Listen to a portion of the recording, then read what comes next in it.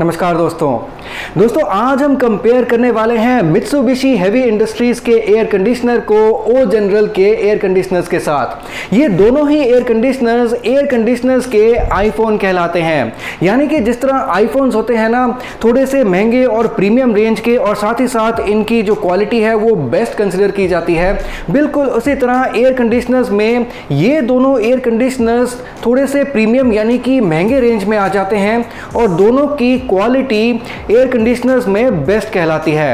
एक तरफ ओ जनरल है जो कि अरब कंट्रीज में, दुबई जैसी कंट्रीज में एक हाईएस्ट सेलिंग ब्रांड है और ऐसी कंट्रीज में हार्श से हार्श वेदर को ये झेल जाते हैं, और दूसरी तरफ मित्सुबिशी हेवी इंडस्ट्रीज है जो सिंगापुर जैसी कंट्रीज में और काफ़ी एशियन कंट्रीज में एक हाईएस्ट सेलिंग ब्रांड है, और इन सब कंट्रीज में इस एसी की सर्विस भी बहुत ही ज़्यादा बढ़िया है। मित्सुबिशी और ओ जनरल की इंडिया में भी काफ़ी डिमांड है, काफ़ी ज़्यादा प्यार इन दोनों एयर कंडीशनर्स को इंडिया में मिलता है, लेकिन दोनों ही ब्रांड्स जाने जाते हैं अपने सीरियस और हेवी ड्यूटी कूलिंग के लिए, और दोनों ही जाने जाते हैं अपने बहुत ही बढ़िया एयर फ्लो टेक्नोलॉजी के लिए।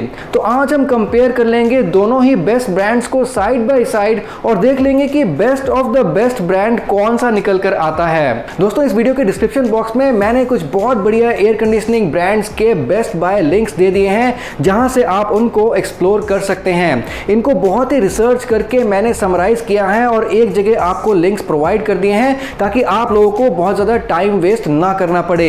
इनको आप एक्सप्लोर ज़रूर कीजिएगा, लेकिन उससे पहले इस इंटरेस्टिंग वीडियो को आप ज़रूर देख लीजिए और जान लीजिए कि ओ जनरल और मित्सुबिशी हेवी इंडस्ट्रीज के एयर कंडीशनर्स में क्या क्या डिफरेंसेस हैं। आगे बढ़ने से पहले जो लोग नए हैं इस चैनल को सब्सक्राइब जरूर कर लीजिएगा ताकि इस तरह की इंटरेस्टिंग वीडियोस आप लोगों को मिलती रहे फ्रॉम टाइम टू टाइम, और अगर वीडियो पसंद आए तो इसको एक छोटा सा लाइक भी कर दीजिएगा। चलिए आगे बढ़ते हैं और दोनों ही एयर कंडीशनर्स को कंपेयर कर लेते हैं बिल्कुल साइड बाय साइड। और आपके स्क्रीन के लेफ्ट में जो एयर कंडीशनर आपको दिख रहा है वो है ओ जनरल का एयर कंडीशनर, और आपके स्क्रीन के राइट में जो एसी आपको दिख रहा है वो है मित्सुबिशी हेवी इंडस्ट्रीज का एयर कंडीशनर। तो दोस्तों, सबसे पहले हम इन दोनों ही एयर कंडीशनर्स के दिल को यानी कि कंप्रेसर को कंपेयर कर लेंगे और देख लेंगे कि क्या है इन दोनों एयर कंडीशनर्स के कंप्रेसर में जो इन दोनों को इतना स्पेशल बना देता है।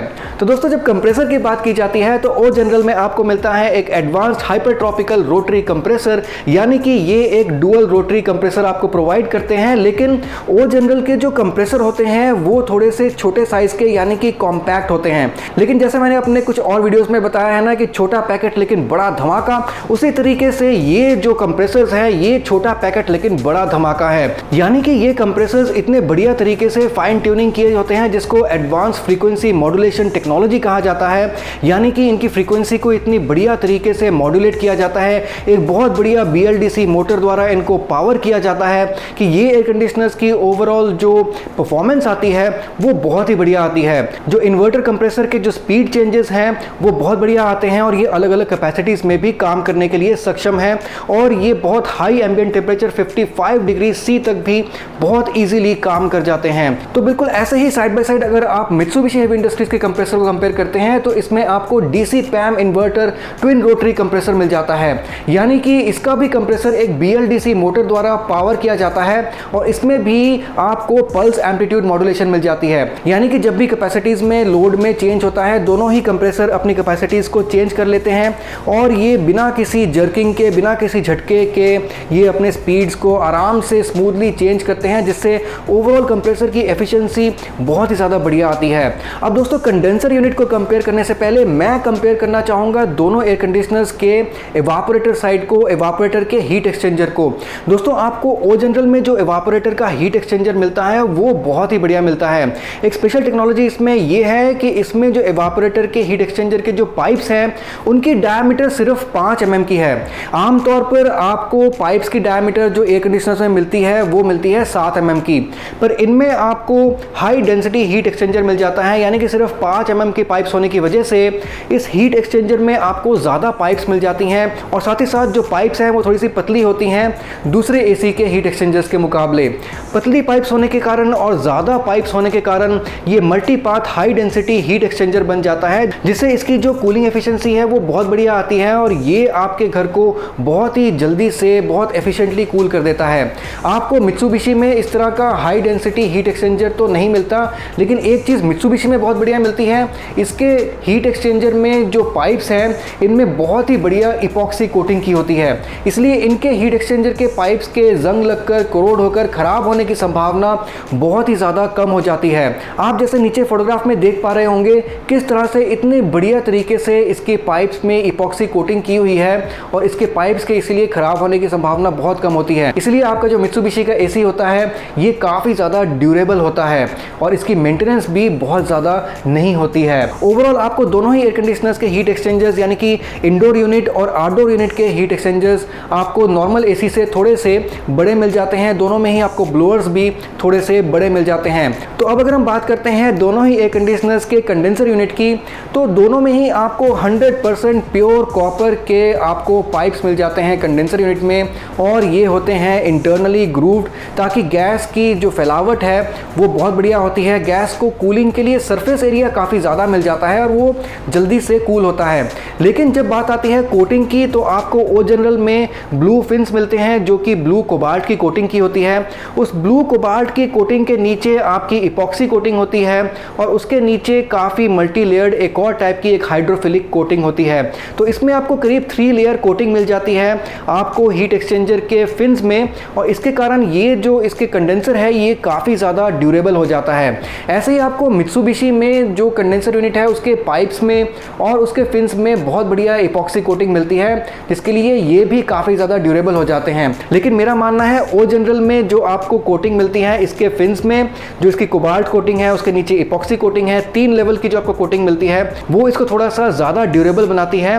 और ये अंडरस्टूड है कि ये अरब कंट्रीज जैसे इतने हार्श एनवायरनमेंट्स को किस तरीके से झेल जाता है और बहुत ही बढ़िया वहाँ पर परफॉर्म भी कर जाता है। इन सब कंट्रीज़ में जो एम्बिएंट टेम्परेचर होता है वो भी काफ़ी हाई होता है, तो आप समझ सकते हैं कि ओ जनरल के एयर कंडीशनर्स कितने बढ़िया एम्बिएंट टेम्परेचर को भी ये सहन कर जाते हैं।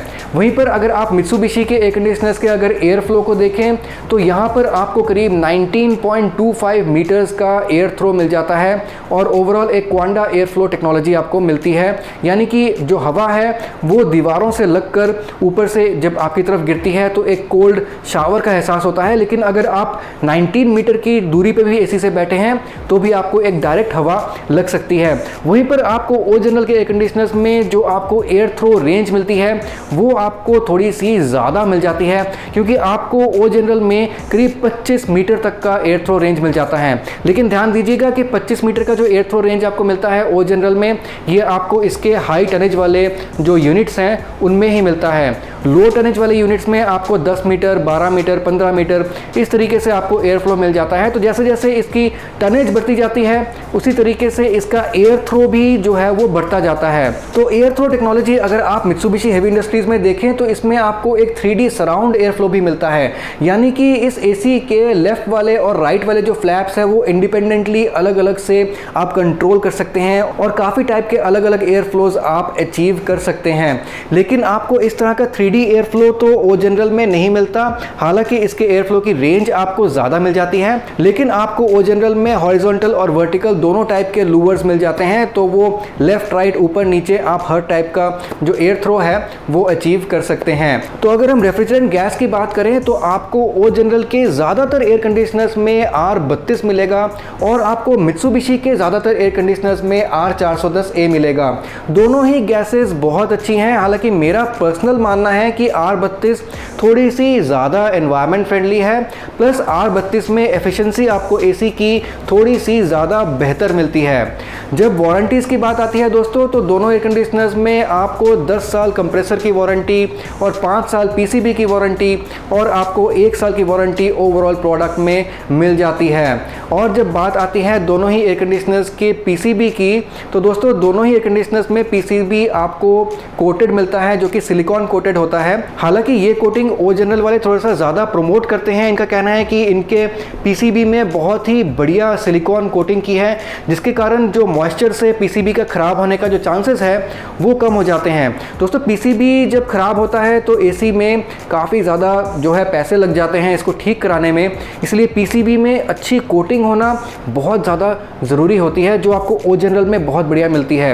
हालांकि आपको मित्सुबिशी में भी ये चीज़ मिल जाती है, पर ओ जनरल में ये चीज़ ज़्यादा प्रमोट की जाती है। और अगर देखा जाए स्टेबलाइज़र फ्री ऑपरेशन, तो आपको ओ जनरल में स्टेबलाइज़र फ्री ऑपरेशन मिल जाता है। इसका पीसीबी जो वोल्टेज फ्लक्चुएशंस हैं मैक्सिमम को ये एब्जॉर्ब कर लेता है। ऐसे ही आपको इसके पीसीबी में भी वोल्टेज फ्लक्चुएशंस एब्जॉर्ब करने की टेक्नोलॉजी इसमें भी आपको मिल जाती है। और दोनों ही एयर कंडीशनर्स में आपको हाई एम्बिएंट टेम्परेचर में कूलिंग की फैसिलिटी मिल जाती है। आपको इंस्टेंट चिल फीचर भी दोनों में मिल जाता है और आपको वाईफाई, गूगल एलेक्सा कंट्रोल भी दोनों में ही मिल जाता है। लेकिन आपको ओ जनरल में थोड़े से फैंसी फीचर्स आजकल ज़्यादा मिलने लगे हैं। और ओ जनरल पहले अपने प्लेन जेन कूलिंग के लिए जाना जाता था, लेकिन अब ये कूलिंग के साथ साथ आपको बहुत बढ़िया नए नए फीचर्स भी अपने एसी में दे रहा है। जैसे कि आपको आजकल 2022 के ओ जनरल के एसीज में मोशन सेंसर्स भी मिल रहे हैं, जो आपकी जो मूवमेंट है उसको ये पहचान लेते हैं, प्लस आपके रूम में लोग मौजूद हैं या नहीं उसको भी ये पहचान लेते हैं। उस हिसाब से अपने कूलिंग लोड को ये बढ़ा लेते हैं या फिर कम कर लेते हैं। तो ये सब टेक्नोलॉजी आपको ओ जनरल में आजकल थोड़ी सी बेहतर मिल रही है, थोड़े से एक्स्ट्रा फीचर्स भी मिल रहे हैं। हालांकि आपको जो मित्सुबिशी का एयर कंडीशनर्स हैं वो आपको ज़्यादा हेवी ड्यूटी कूलिंग की तरफ वो ध्यान देते हैं और बहुत ज़्यादा फैंसी फीचर्स हो सकता है आपको इसमें ना मिले। तो अगर हम ISER वैल्यूज़ की बात करें तो आपको ओ जनरल के एयर कंडीशनर्स में 6.4 ISER तक मिल जाता है, जो कि 2022 के एयर कंडीशनर्स में क्लेम किया जाता है। लेकिन ये बात मैं आपको क्लैरिफाई कर दूं कि ओ जनरल के एयर कंडीशनर्स में 6.4 का जो ISER ये लोग बोलते हैं वो आपको 50% कैपेसिटी पे मिलता है। जैसा कि आप इस ग्राफ में देख सकते हैं, ये ग्राफ ओ जनरल के ही वेबसाइट से लिया गया है, जिसमें ये क्लियरली दिखा रहा है कि जो ऑरेंज वाला जो बार है आप देख सकते हैं ये 6.4 ISER तो शो कर रहा है, पर नीचे यहाँ पर लिखा हुआ है 50% कैपेसिटी। यानी कि आपका एसी जब 50% कैपेसिटी पे चल रहा है तब इसको मिल रही है 6.4 की ISER वैल्यू, और जब ये 100% कैपेसिटी पे चल रहा है तो तब जो ISER वैल्यू इसमें आ रही है वो है 4.03। तो आप देख सकते हैं कि 100% कैपेसिटी में ISER वैल्यू अलग है और 50% पे अलग है। तो इस चीज़ का आप ज़रा ध्यान रखिएगा।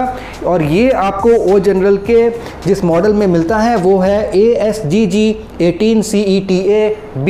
आपको ऐसे ही मित्सुबिशी के एयर कंडीशनर्स में भी बहुत ज़्यादा हाई ISER वैल्यू के जो मॉडल्स हैं वो आपको हो सकता है ना मिले, क्योंकि ये एयर कंडीशनर्स अपने पावर एफिशिएंसी की तरफ इतना ज़्यादा ध्यान नहीं देते, बल्कि ये एयर कंडीशनर्स अपनी सीरियस और हेवी ड्यूटी कूलिंग की तरफ ज़्यादा ध्यान देते हैं। बहुत ही बढ़िया एयर कंडीशनर्स होते हैं मित्सुबिशी के, और इनकी मेंटेनेंस भी बहुत ज़्यादा नहीं होती है, और इंडिया में बहुत ही ज़्यादा डिमांड है, बहुत प्यार दिया जाता है मित्सुबिशी हेवी इंडस्ट्रीज़ के एयर कंडीशनर्स को। तो अगर दोनों एयर कंडीशनर्स के हम फिल्टर टेक्नोलॉजी को कंपेयर किया जाए तो दोनों में ही आपको बहुत बढ़िया PM 2.5 फिल्टर मिल जाता है। दोनों में आपको प्लाज्मा फिल्टर और सोलर फिल्टर भी मिल जाता है। सोलर फिल्टर से आपके बेसिकली एसी के अंदर जो बदबू वगैरह आती है, जो कि वायरस, बैक्टीरिया या फिर मोल्ड्स वगैरह की वजह से आती है, जो कि ज़्यादातर मानसून या फिर हाई मॉइस्चर टाइप का जो क्लाइमेट होता है उस टाइम पे ज़्यादा बदबू आती है आपके एसी से, तो सोलर फिल्टर से वो उस टाइप की बदबू जो है वो काफ़ी कम हो जाती है, क्योंकि इसको डिओड्राइजिंग फिल्टर भी बोला जाता है। तो आपको दोनों ही एसीज में बहुत बढ़िया फिल्टर्स मिल जाते हैं, जो कि आपके घर के लिए एक एयर प्यूरीफायर का काम भी करते हैं। और जब सर्विस की बात आती है तो दोनों की सर्विस ही कुछ बहुत ज़्यादा खास अच्छी नहीं है इंडिया में। जैसा मैंने आपको बताया, दोनों का मार्केट प्रेजेंस इंडिया में ज़्यादा नहीं है, इसलिए हर जगह सर्विस की अवेलेबिलिटी भी बहुत बढ़िया नहीं है। लेकिन आप इन दोनों एयर कंडीशनर्स को ज़रूर कंसिडर कर सकते हैं, लेकिन एसी खरीदने से पहले ये ज़रूर चेकआउट कर लीजिएगा कि आपके एरिया में इनकी सर्विस किस टाइप की है। वैसे और भी काफ़ी बढ़िया एयर कंडीशनर ब्रांड इंडिया में हैं, जो आपको थोड़े से सस्ते में बहुत बढ़िया फीचर्स और टेक्नोलॉजी भी दे देते हैं। उन सब के लिंक्स मैंने इस वीडियो के डिस्क्रिप्शन बॉक्स में दे दिए हैं। बहुत ही रिसर्च करके निकाले हैं, उनको ज़रूर देखिएगा, और चाहे तो वहाँ से आप इनको खरीद भी सकते हैं।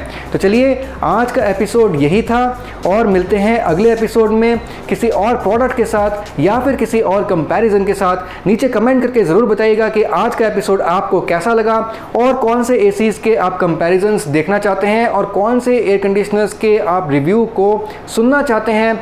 मैं अपनी हेवी ड्यूटी रिसर्च करके आपके लिए वो वीडियो ज़रूर लेकर आऊँगा। चलिए, मिलते हैं अगले एपिसोड में। तब तक के लिए सुदीप साइनिंग ऑफ।